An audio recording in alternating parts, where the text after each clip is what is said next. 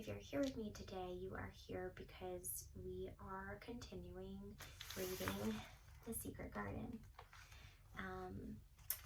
We are going to be reading part 3, chapter 10 today, and chapter 10 is called A Cry in the Night. So let's get started.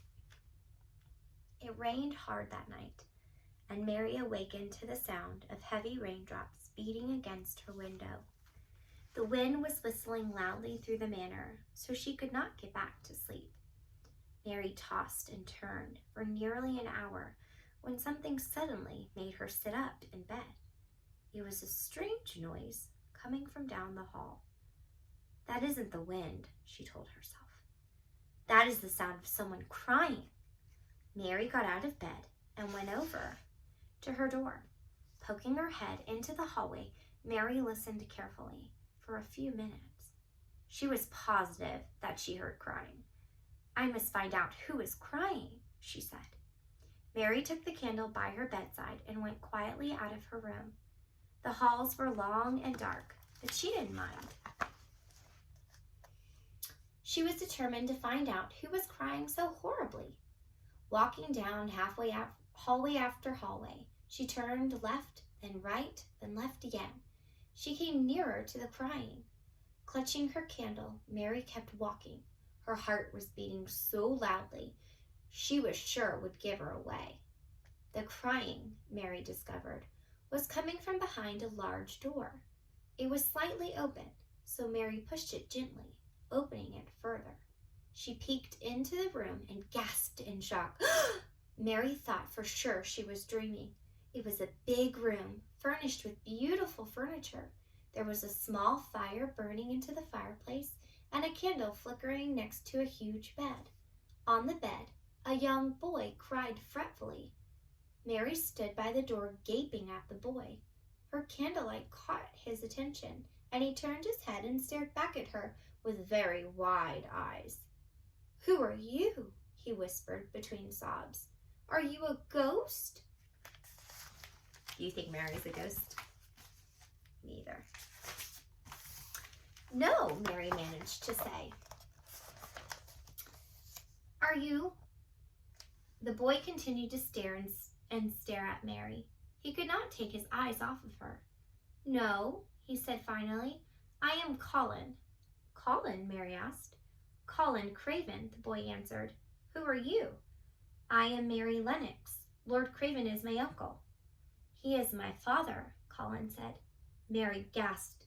"Your father? But no one told me he had a boy." Colin kept his eyes on her. He had stopped crying and was now studying Mary. "Come here," he said. Mary approached the bed and Colin reached out his hand and touched her arm. "You are real," he announced. "I have such real dreams sometimes. I thought you might be one of them. Where did you come from?" "From my room," Mary told him. "The rain woke me, and then I heard someone crying and wanted to find out who it was." "Why were you crying?" "Because I couldn't sleep. My head aches." What was your name again?" he asked, sitting up slightly. "Mary Lennox. Didn't anyone tell you I had come to live here?" Colin shook his head. "No, they wouldn't dare." Mary was confused. "Why not?" "Because they know I would only be afraid you might see me. I don't like it when people look at me." "Why?" Mary asked. "Because I am always very ill. I am always lying in this bed. My father won't let people see me. The servants are not allowed to look at me or speak about me either." Mary pulled a chair next to Colin's bed and sat down. "This is certainly a strange house," she said. "Everything is such a secret. Rooms are locked up and gardens are locked up, and how have you been locked up too?" "No," said Colin, "I'm not locked up. I stay in this room because it tires me to move out of it." "Does your father come to see you?" Mary asked. "Sometimes," Colin replied. "Usually he comes when I'm asleep. I don't think he wants to see me." Mary looked at Colin. "Why?" "My mother died when I was a baby, and it makes him sad to look at me," Colin explained. "He thinks I don't know, but I've heard people say that's the reason, and he can't bear to look at me." Mary glanced around the room. "Have you always been here?" she asked. "Yes," Colin replied quietly. I used to be taken out of the house, but people would always stare at me. Now I stay in all the time. My doctor, Dr. Craven, says I ought to get fresh air, but I hate fresh air. I didn't like it either when I first came, Mary told him, but now I like it very much. I don't know anything about you. Tell me everything, Colin said.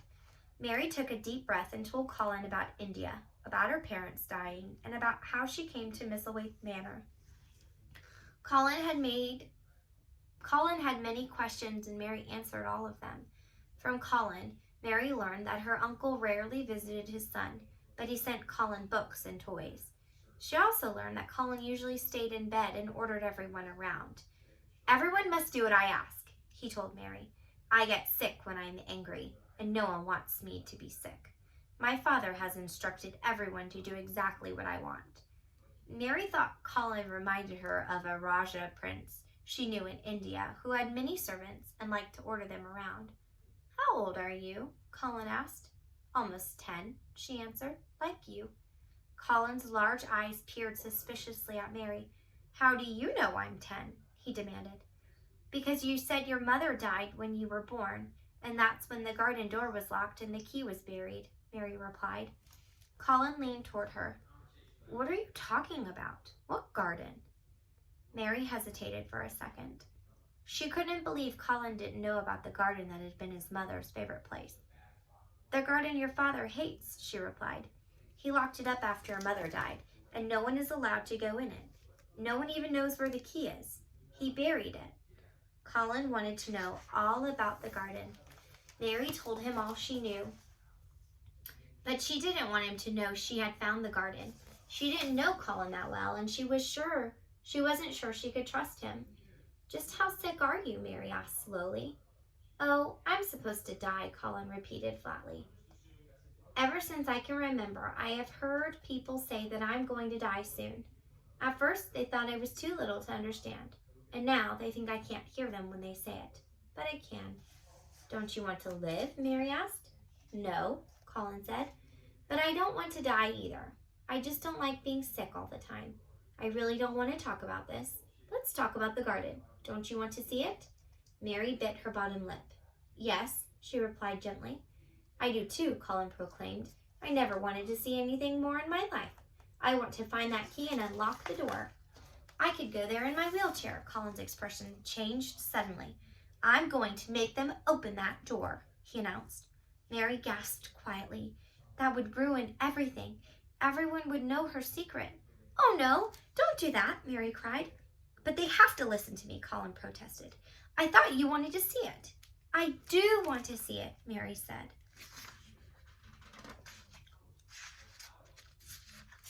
With a lump in her throat.